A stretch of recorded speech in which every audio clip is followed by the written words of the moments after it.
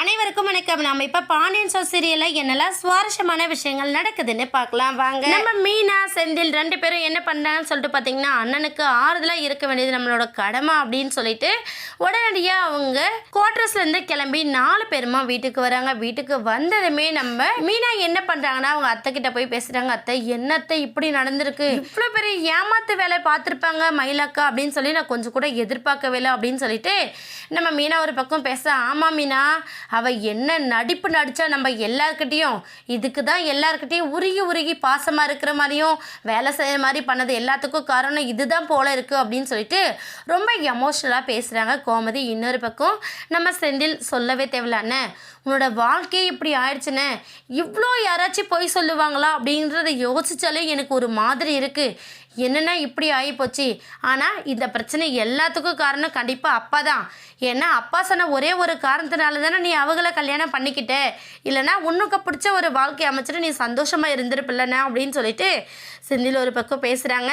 இப்படி இவங்க எல்லாருமா பேசிக்கிட்டு இருக்கிற நேரத்தில் நம்ம மயிலோட அப்பா அம்மா 2 பேரும் வந்துடுறாங்க. வந்ததும் என்ன பண்ணுறான்னு சொல்லிட்டு பார்த்தீங்கன்னா, எல்லாரும் இங்கே இருக்கிறீங்க, என்ன விசேஷம் சம்மந்தி அப்படிங்கிற மாதிரி அவங்க வர, அப்பாப்பா என்ன தேன் தடவின பேச்சோட வராங்க பாரு, பண்ணுறது அத்தனையும் ஃபோர்ஜரி, இவங்களுக்கெல்லாம் அசிங்கமாகவே இருக்காதா அப்படிங்கிற மாதிரி இவங்கெல்லாம் பேசிக்கிட்டு இருக்காங்க.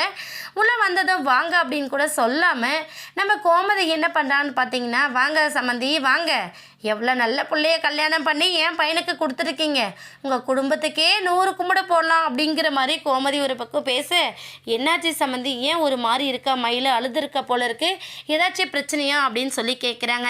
இருங்க உங்களுக்கெல்லாம் அசிங்கமாக இல்லை, அடுத்த குடும்பத்தை ஏமாற்றி தான் இப்படி உங்கள் பொண்ணுக்கு கல்யாணம் பண்ணி வைப்பீங்களா சி அப்படின்னு சொல்லிட்டு காரி துப்பார குறையாக நம்ம கோமதி பேசுகிறாங்க.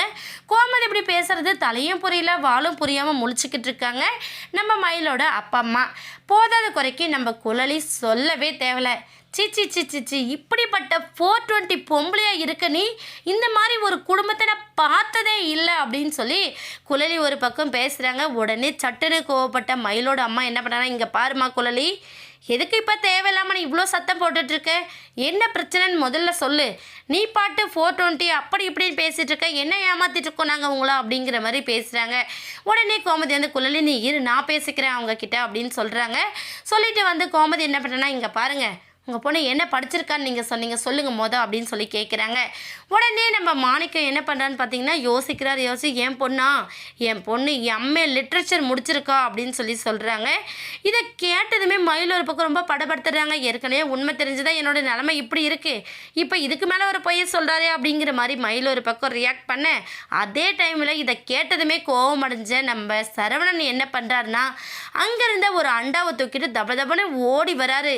இன்னொரு வார்த்தை ஏதாச்சும் பொய் சொன்ன உன்னை இங்கேயே சாகடிச்சிருவையா அப்படின்னு சொல்லிட்டு அந்த அண்டாவை தூக்கிட்டு வந்து அவரோட தலை மேலே போட பார்க்குறாரு. உடனே நம்ம செந்தில் கதிர் எல்லாருமா சேர்ந்து நம்ம சரவணனை வந்து தடுத்துடுறாங்க.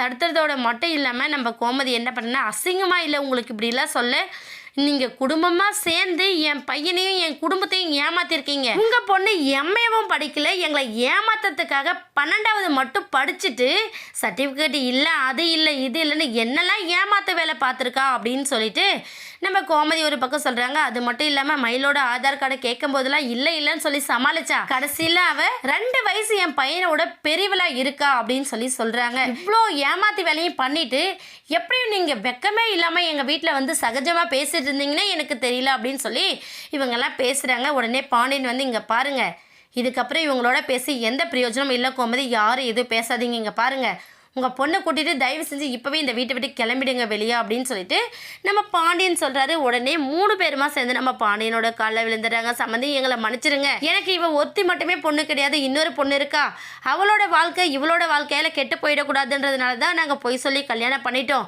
மற்றபடி மயில் இந்த கல்யாணத்தில் விருப்பப்பட்டு பண்ணிக்கல, ஏமாத்தாதீங்க பொய் சொல்லாதீங்கன்னு எவ்வளவோ சொன்னால் நாங்கள் தான் கல்யாணம் நடக்கணும் அப்படின்னு சொல்லிட்டு இப்படி பொய் சொல்லி கல்யாணம் பண்ணிட்டோம், தயவு செஞ்சு எங்களை மன்னிச்சிருங்க, என் பொண்ணோட மயில வாழ்க்கையை வாழ வைங்க அப்படின்னு சொல்லி ரிக்வஸ்ட் பண்ணுறாங்க.